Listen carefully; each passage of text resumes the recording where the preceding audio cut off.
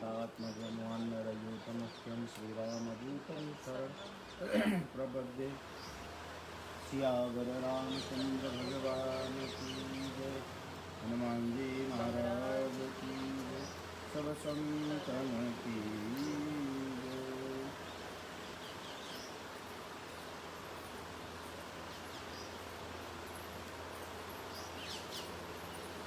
सीता को हरने की इच्छा से ब्राह्मण आपका भला है। मैं मिथिला नरेश महात्मा जनक की पुत्री अवधेश नरेश रामचंद्र जी की प्यारी रानी, मेरा नाम सीता है।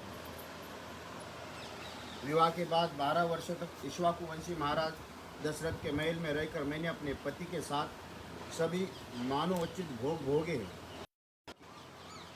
रामचंद्र जी का युवराज पद पर अभिषेक कराने का निश्चय किया। जब रघुनाथ जी ने राज्याभिषेक का सामग्री जुटाने जाने लगी, उस समय मेरी सारी सास कैकेयी ने अपने पति से वर मांगा। कैकेयी ने मेरे ससुर को पुण्य की शपथ दिलाकर वचनबद्ध कर लिया और अपने सत्य प्रतिज्ञ पति उन राज शिरोमणि से 2 वर मांगे, मेरे पति के लिए वनवास और भरत के लिए राज्याभिषेक। कैकेयी के हठपूर्वक कहने लगी, यदि आज श्री राम का अभिषेक किया गया तो मैं न तो खाऊंगी न पीऊंगी न कभी सोऊंगी, यही मेरे जीवन का अंत है। ऐसी बात कहते हुए कैकेयी से मेरे ससुर महाराज दशरथ ने याचना की, तुम सब प्रकार की उत्तम वस्तु ले लो, किंतु श्री राम के अभिषेक में विघ्न न डालो। किंतु कैकेयी ने उनकी ये याचना सफल नहीं की। उस समय मेरे महातेजस्वी पति की अवस्था 25 साल से ऊपर की थी। मेरे जन्म काल से लेकर वनगमन तक मेरी अवस्था वर्ष गणना अनुसार 18 साल की हो गई थी।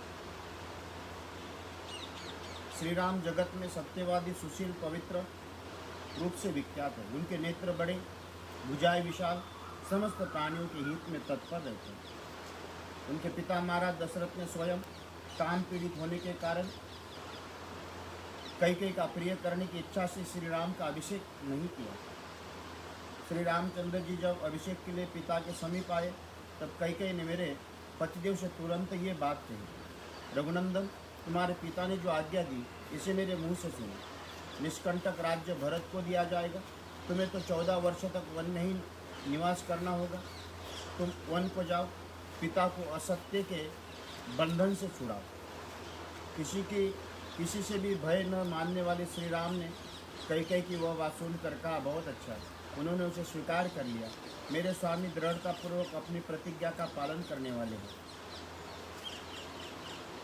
श्री राम केवल देते हैं, किसी से कुछ लेते नहीं।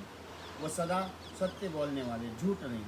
ब्राह्मण, ये श्री रामचंद्र जी का सर्वोत्तम रथ है जिसके उन्होंने धारण कर रखा है।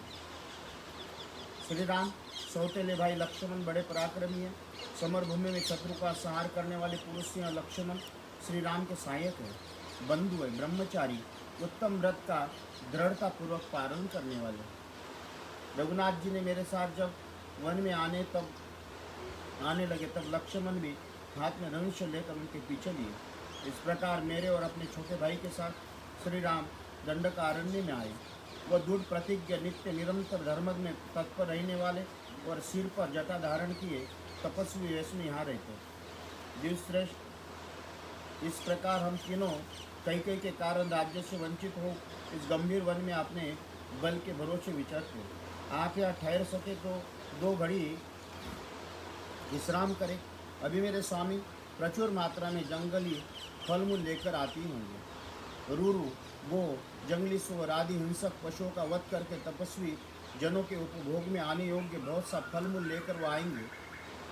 उस समय विशेष सत्कार होगा। ब्राह्मण, अब आपका भी अपने नाम, गोत्र, कुल का ठीक परिचय दीजिए। आप अकेले दंडकारण्य में किस लिए विचरण कर रहे? श्री राम की पत्नी सीता को इस प्रकार पूछने पर महाबली राक्षसराज रावण ने अत्यंत कठोर शब्दों में उत्तर दिया, सीते,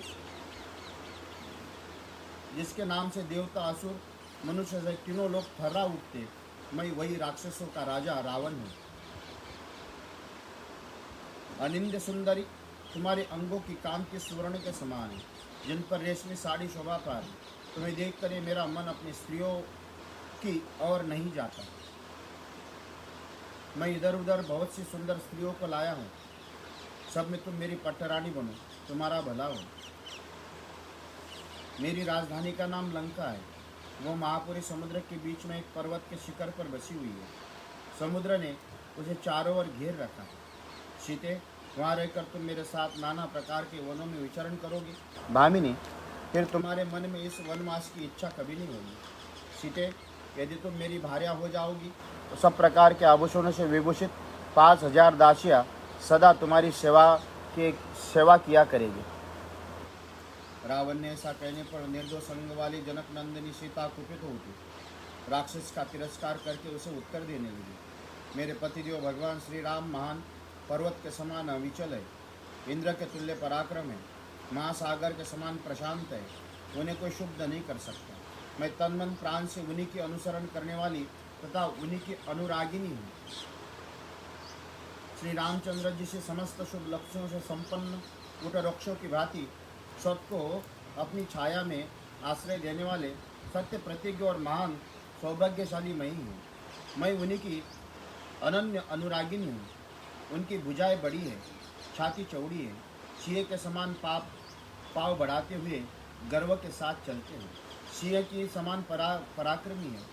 उन पुरुष सिंह श्री राम में अनन्य भक्ति रखने वाली हूँ। राजकुमार, श्री राम का मुख पूर्व चंद्रमा के समान मनोहर है। जितेंद्र और उनका यश महान है। उस महाभाव श्री राम ही दृढ़तापूर्वक मेरा मन लगा हुआ है। पापी निशाचर तू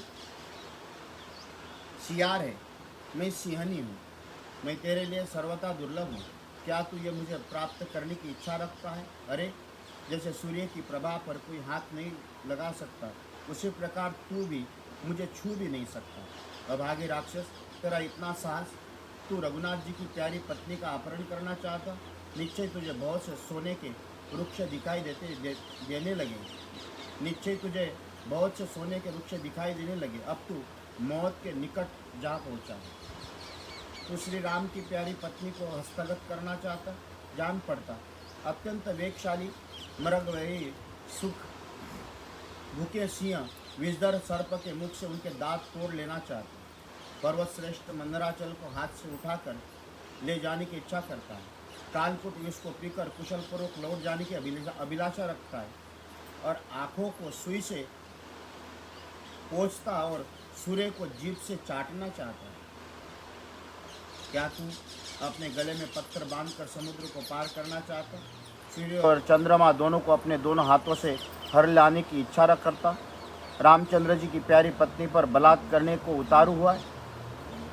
यदि तू कल्याण में आचरण का पालन करने वाला श्री राम की भार्या का अपहरण करना चाहता, अवश्य ही जलती हुई आग को देखकर तू उसे कपड़े में बांध कर ले जाने की इच्छा करता। अरे, तू श्री राम की भार्या को, जो सर्वथा उन्हीं के योग्य है, हस्तगत करना चाहता है, तो निश्चय ही लोहमय मुख वाले सूलों को नोक पर चलने की अभिलाषा करता है। वन में रहने वाले सिंह, सियार में समुद्र और छोटी नदी तथा अमृत और काजी में अंतर है। वही अंतर दशरथ नंदन श्री राम में और तुझ में है। सोने और शीशे में, चंदन मिश्रित जल और कीचड़ में, वन में रहने वाले हाथी और बिलावल में अंतर है। वही अंतर श्री राम और तुझ में है। गरुड़ और कौवे में, मोर और जलका में तथा वनवासी हंस और गिद्ध में जो अंतर, वही अंतर दशरथ नंदन श्री राम में तुझ में। जिस समय सहस्त्र नेत्रधारी इंद्र के समान प्रभावशाली श्री रामचंद्र जी हाथ में धनुष और बाण लेकर खड़े हो जाएंगे, उस समय तू मेरा अपहरण करके भी मुझे पचा नहीं सकेगा। ठीक उसी तरह जैसे मक्खी घी पे कर उसे पचा नहीं सकती। सीता के मन में कोई दुर्भाव नहीं था, तो भी उस राक्षस से उस अत्यंत दुखजनक बात कहकर सीता रोष में कांपने लगी। शरीर के कंपन से कृशांगी हुई सीता हवा से हिलाई गई कंदली के समान व्यथित हो उठी। सीता को कांपते देख मौत के समान प्रभाव रखने वाले रावण उनके मन में भय उत्पन्न करने के लिए अपने कुल बल, नाम और कर्म का परिचय देने लगे। इत्यर्थ श्रीमद् रामायणे वाल्मीकि आदि काव्ये अरण्य कांडे सप्तचत्वारिंश सर्ग संपूर्ण सुंदरी। मैं कुबेर का सौतेला भाई परम प्रतापी दशग्रीव रावण हो, तुम्हारा भला हो। जैसा प्रजा मौत के भय से सदा डरती रहती, उसी प्रकार देवता, गंधर्व, पिशाच, पक्षी, नाग, सदा जिसमें भयभीत होकर भागते हैं। उन्हें किसी कारणवश अपने सौतेले भाई कुबेर के साथ द्वंद्व युद्ध किया, क्रोधपूर्वक पराक्रम करके रणभूमि में उसे परास्त कर दिया, वही रावण मैं हूँ। मेरे भय से पीड़ित नरवाक कुबेर ने अपनी समृद्धशाली पूरी लंका का परित्याग करके इस समय पर्वत श्रेष्ठ कैलाश की शरण ली। भद्रे, उसका सुप्रसिद्ध पुष्पक नामक सुंदर विमान जो इच्छा के अनुसार चलने वाला है, मैंने पराक्रम से जीता है। उसी विमान के द्वारा मैं आकाश में विचरण करता हूँ। मिथिलेश कुमारी, जब मुझे रोज चढ़ता है उस समय इंद्र आदि सब देवता मेरा मुंह देख कर ही भय से थर्रा उठते, इधर उधर भाग जाते। जहाँ मैं खड़ा होता हूँ हवा डर कर धीरे चलने लगती। मेरे भय आकाश में प्रचंड किरण वाले सूर्य भी चंद्रमा के समान शीतल हो जाता है। जिस स्थान पर मैं ठहरता भ्रमण करता हूँ वह वृक्ष के पत्ते तक नहीं हिलते, नदियों का पानी स्थिर हो जाता है। समुद्र के उस पार लंका नामक मेरी सुंदरपुरी है, जो इंद्र की अमरावती के समान मनोहर तथा घोर राक्षसों से भरी हुई है। वो पूरी भवत से रमणीय है। हाथी घोड़े रथों से वहाँ के सड़कें भरी हो रही थी। भांति भांति के वाद्यों की धुनी गुंजा करती है। सब प्रकार के मनोवांछित फल देने वाले वृक्षों का लंकापुरी व्याप्त है। नाना प्रकार के उद्यान उसकी शोभा बढ़ाता है। राजकुमारी सीते, तुम मेरे साथ उस पुरी में चलकर निवास करो। मनस्विनी, वहाँ रहकर तुम मानवी स्त्रियों को भूल जाओगी। सुंदरी, लंका में दिव्य और मानुष भोगों का उपभोग करती हुई तुम उस मनुष्य राम का कभी स्मरण नहीं करोगी, जिसकी आयु अब समाप्त हो चली। विशाल लोचने, राजा दशरथ ने अपने प्यारे पुत्र को राज्य पर बिठाकर जिस अल्प पराक्रमी ज्येष्ठ पुत्र को वन में भेज दिया, उस राजभ्रष्ट बुद्धिहीन और तपस्या में लगे हुए तापस राम को लेकर क्या करोगी? ये राक्षसों का स्वामी स्वयं तुम्हारे द्वार पर है, तुम इसकी रक्षा करो। इसे मन से चाह, ये कामदेव के बाणों से पीड़ित है, इसे ठुकराना तुम्हारे लिए उचित नहीं है। भीरू, मुझे ठुकरा कर तुम उसी तरह पश्चाताप करोगे जैसे पुरुरावा को लात मारकर उर्वशी पछताई थी। सुंदरी, युद्ध में मनुष्य जातीय राम मेरी एक अंगुली के बराबर भी नहीं है। तुम्हारे भाग्य से मैं आ गया हूँ, तुम मुझे स्वीकार करो। रावण का ऐसा कहने पर विदेह कुमारी सीता ने नेत्र क्रोध से लाल हो गए।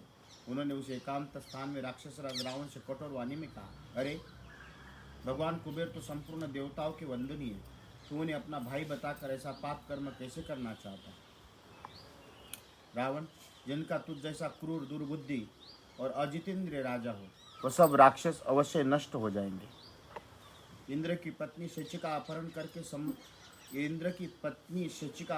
करके संभव है कोई जीवित रह जाए, किंतु राम की पत्नी मुझ सीता का हरण करके कोई कुशल से नहीं रह सकता। राक्षस, वज्रधारी इंद्र की अनुपम रूपवती भार्या शची का तिरस्कार करके संभव है तो उसके बाद भी चिरकाल तक जीवित रह जाए, परंतु मेरी जैसी स्त्री का अपमान करके तो अपना अमृत भी पी ले तो भी तुझे जीते जी छुटकारा नहीं मिल सकता। इत्यर्थ श्रीमद् रामायणे वाल्मीकि आदि काव्ये अरण्यकांडे 8 सर्ग